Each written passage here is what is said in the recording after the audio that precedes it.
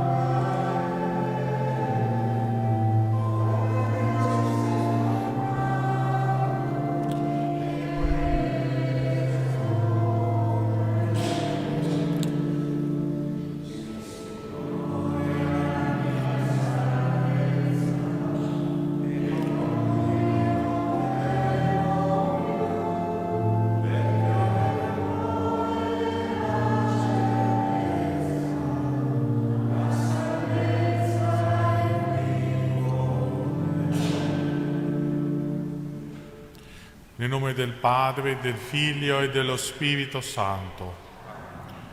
Il Dio della speranza, che ci riempie di ogni gioia e pace nella fede, per la potenza dello Spirito Santo, sia con tutti voi.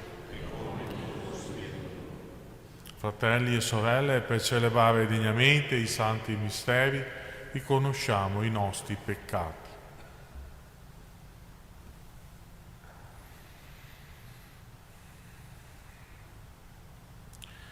Signore, via che riconduce al Padre, Kyrie eleison. Cristo, verità che illumina i popoli, Christe eleison. Signore, vita che rinnova il mondo, Kyrie eleison. Dio Onnipotente, abbia misericordia di noi, perdoni i nostri peccati e ci conduca alla vita eterna. Preghiamo. Il tuo aiuto, Signore Dio nostro, ci renda sempre lieti nel tuo servizio, perché solo nella dedizione a te, fonte di ogni bene, possiamo avere felicità piena e duratura. Per il nostro Signore Gesù Cristo, tuo Figlio che è Dio e vive e regna con te nell'unità dello Spirito Santo per tutti i secoli dei secoli.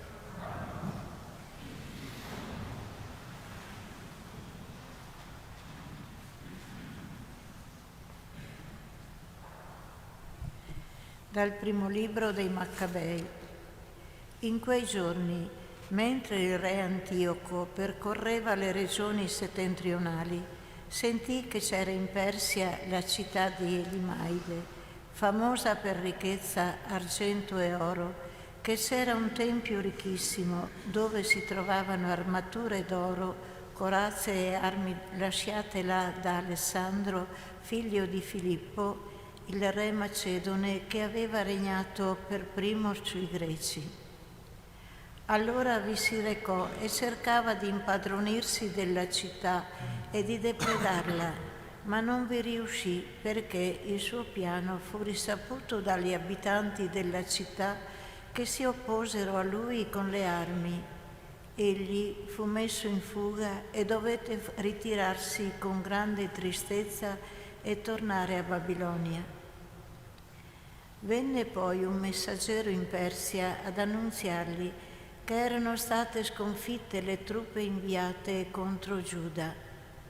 Lisia si era mosso con un esercito tra i più agguerriti, ma era stato messo in fuga dai nemici, i quali si erano rinforzati con armi e truppe e ingenti spoglie, tolte alle truppe che avevano sconfitto, e inoltre avevano demolito l'abominio da lui innalzato sull'altare a Gerusalemme, avevano cinto d'alte mura come prima il santuario di Bet-Sur, che era una sua città. Il re, sentendo queste notizie, rimase sbigottito e scosso terribilmente. Si mise a letto e cadde ammalato per la tristezza, perché non era avvenuto secondo quanto aveva desiderato. Rimase così molti giorni, perché si rinnovava in lui una forte depressione e credeva di morire. E chiamò tutti i suoi amici e disse loro: «Se ne va il sonno dai miei occhi e l'animo è oppresso dai dispiaceri. Ho detto in cor mio: in quale tribolazione sono giunto, in quale terribile agitazione sono caduto, io che ero così fortunato e ben voluto sul mio trono. Ora mi ricordo dei mali che ho commesso a Gerusalemme, portando via tutti gli arredi d'oro e d'argento che vi si trovavano e mandando a sopprimere gli abitanti di Giuda senza ragione. Riconosco che a causa di tali cose mi colpiscono questi mali, ed ecco, muoio nella più profonda tristezza in paese straniero». Parola di Dio. Esulterò, Signore, per la tua salvezza. Renderò grazie al Signore con tutto il cuore, annuncerò tutte le tue meraviglie. Gioirò ed esulterò in te, canterò inni al tuo nome, o Altissimo. Mentre i miei nemici tornano indietro, davanti a te inciampano e scompaiono. Hai minacciato le nazioni, hai sterminato il malvagio, il loro nome hai cancellato in eterno per sempre. Sono sprofondate le genti nella fossa che hanno scavato, nella rete che hanno nascosto si è impigliato il loro piede, perché il misero non sarà mai dimenticato, la speranza dei poveri non sarà mai delusa.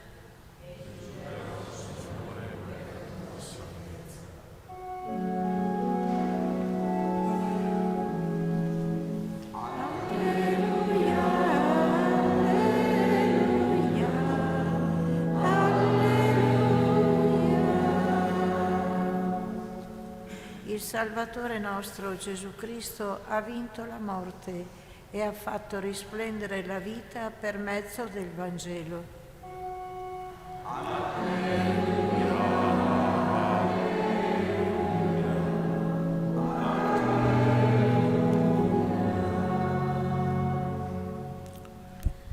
Il Signore sia con voi. Con il tuo spirito. Dal Vangelo secondo Luca. In quel tempo si avvicinarono a Gesù alcuni sadducei, i quali dicono che non c'è resurrezione, e gli posero questa domanda: Maestro, Mosè ci ha prescritto: se muore il fratello di qualcuno che ha moglie ma è senza figli, suo fratello prenda la moglie e dia una discendenza al proprio fratello. C'erano dunque 7 fratelli. Il primo, dopo aver preso moglie, morì senza figli. Allora la prese il secondo e poi il terzo, e così tutti e 7 morirono senza lasciare figli. Da ultimo morì anche la donna. La donna dunque, alla risurrezione, di chi sarà moglie, poiché tutti e 7 l'hanno avuta in moglie? Gesù rispose loro: i figli di questo mondo prendono moglie e prendono marito, ma quelli che sono giudicati degni della vita futura e della risurrezione dei morti non prendono né moglie né marito. Infatti non possono più morire, perché sono uguali agli angeli, e poiché sono figli della risurrezione, sono figli di Dio. Che poi i morti risorgano, lo ha indicato anche Mosè a proposito del roveto, quando dice: il Signore è il Dio di Abramo, di Isacco e di Giacobbe. Dio non è dei morti, ma dei viventi, perché tutti vivono per Lui. Dissero allora alcuni scribi: Maestro, hai parlato bene, e non osavano più rivolgergli alcuna domanda. Parola del Signore.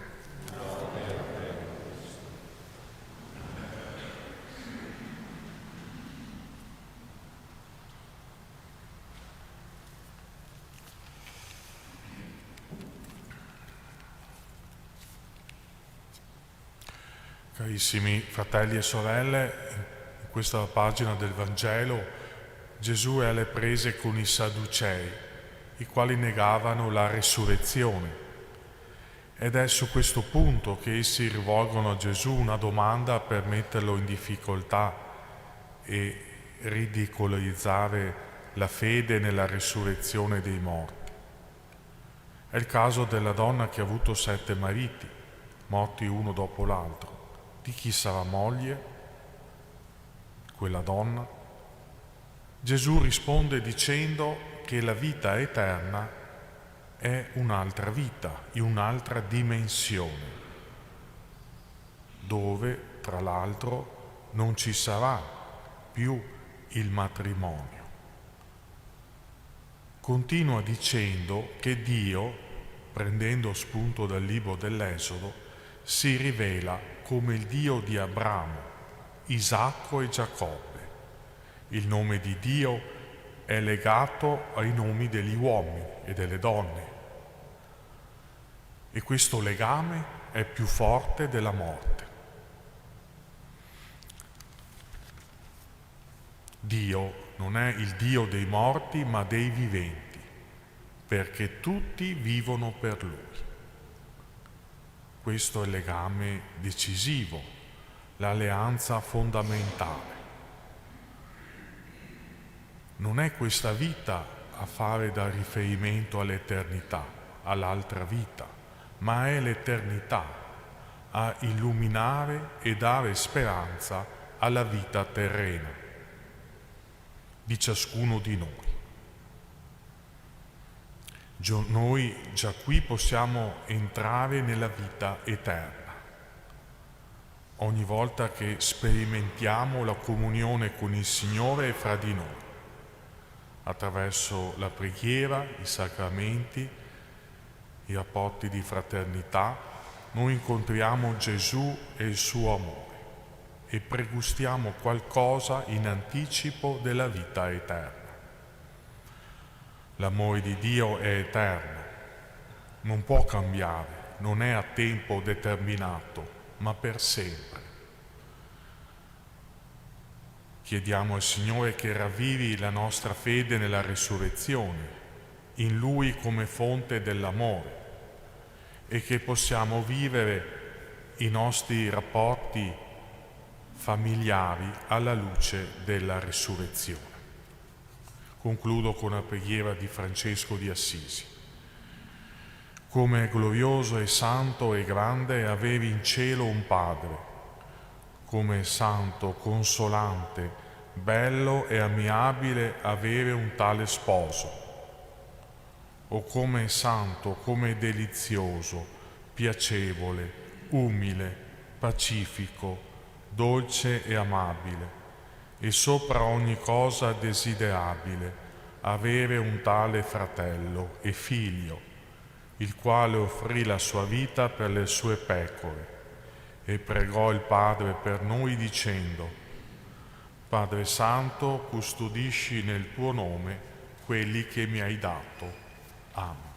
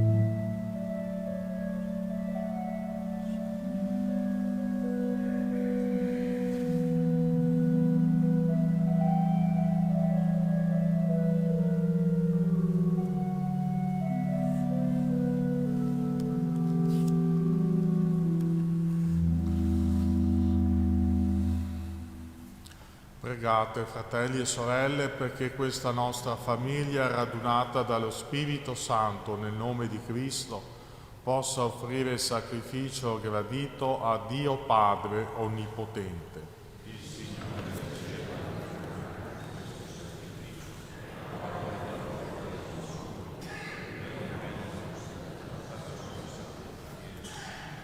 L'offerta che ti presentiamo, Signore, ci ottenga la grazia di servirti fedelmente e ci prepari il frutto di un'eternità beata.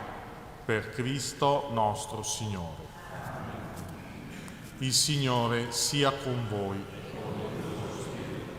In alto i nostri cuori sono rivolti al Signore. Rendiamo grazie al Signore nostro Dio. È cosa buona e giusta. È veramente cosa buona e giusta, nostro dovere, fonte di salvezza, rendere grazie sempre in ogni luogo a Te, Signore Padre Santo, Dio onnipotente ed eterno, per Cristo Signore nostro. Uniti nell'amore celebriamo la morte del Tuo Figlio. Con fede viva proclamiamo la Sua resurrezione. Attendiamo con ferma speranza la Sua venuta nella gloria. Per questo mistero di salvezza, insieme agli angeli e ai santi, con voce unanime cantiamo l'inno della Tua lode.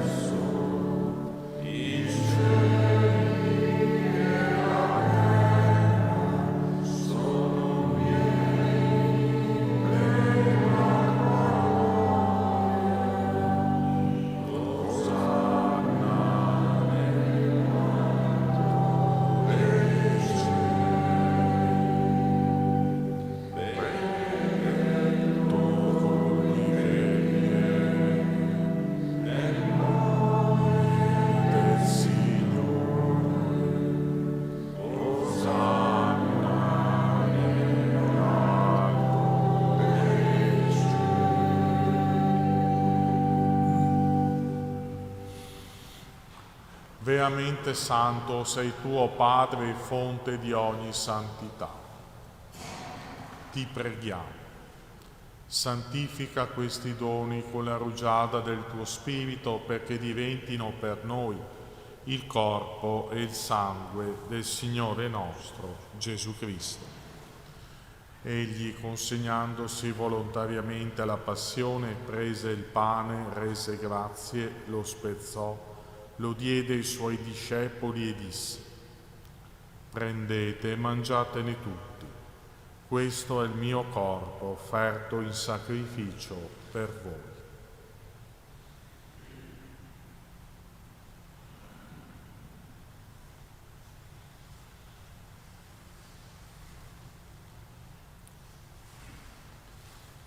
Allo stesso modo, dopo aver cenato, prese il calice. Di nuovo ti rese grazie, lo diede ai suoi discepoli e disse: prendete e bevetene tutti, questo è il calice del mio sangue, per la nuova ed eterna alleanza, versato per voi e per tutti in remissione dei peccati. Fate questo in memoria di me.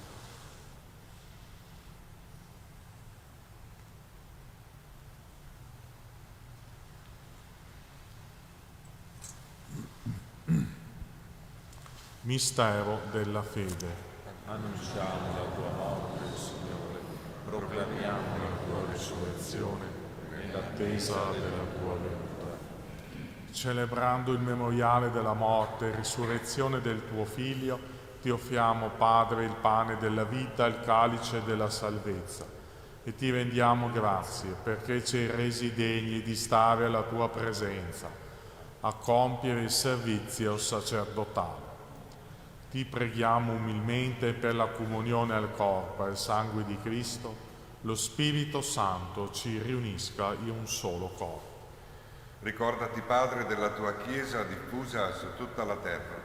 Rendila perfetta nell'amore e in unione con il nostro Papa Francesco, il nostro Vescovo Claudio, i presbiteri e i diaconi.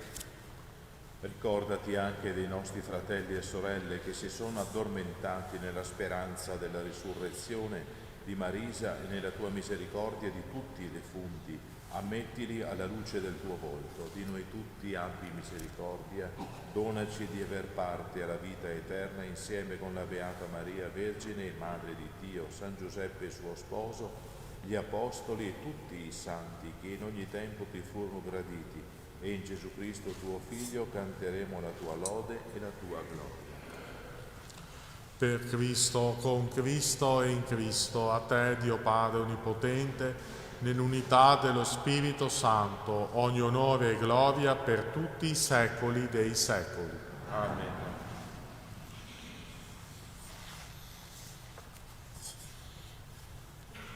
Il Signore ci ha donato il suo Spirito, con la libertà e la fiducia dei figli preghiamo insieme.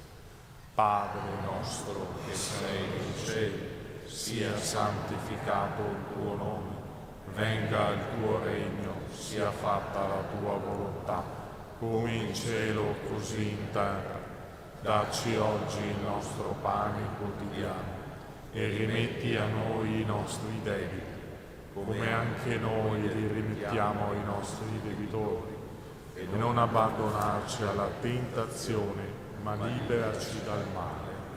Liberaci, o Signore, da tutti i mali, concedi la pace ai nostri giorni, e con l'aiuto della tua misericordia vivremo sempre liberi dal peccato e sicuri da ogni turbamento, nell'attesa che si compia la beata speranza e venga il nostro Salvatore Gesù Cristo.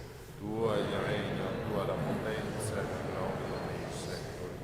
Signore Gesù Cristo, che hai detto ai tuoi apostoli: vi lascio la pace, vi do la mia pace, non guardare i nostri peccati, ma la fede della tua Chiesa, e donale unità e pace secondo la tua volontà, tu che vivi e regni nei secoli dei secoli.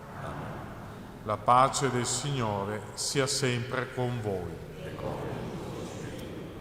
Agnello di Dio, che togli i peccati del mondo, abbi pietà di noi. Agnello di Dio che toglie I peccati del mondo, abbi pietà di noi. Agnello di Dio, che togli i peccati del mondo, dona a noi la pace.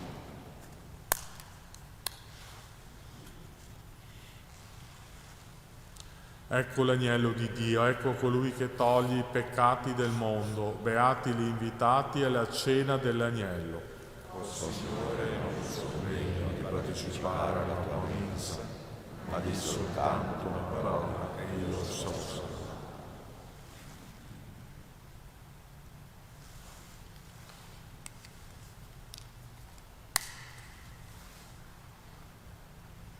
Comunione spirituale.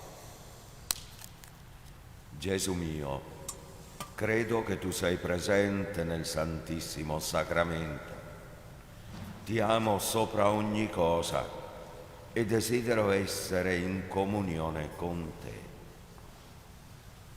Non potendo ora riceverti sacramentalmente, ti prego, vieni spiritualmente nel mio cuore.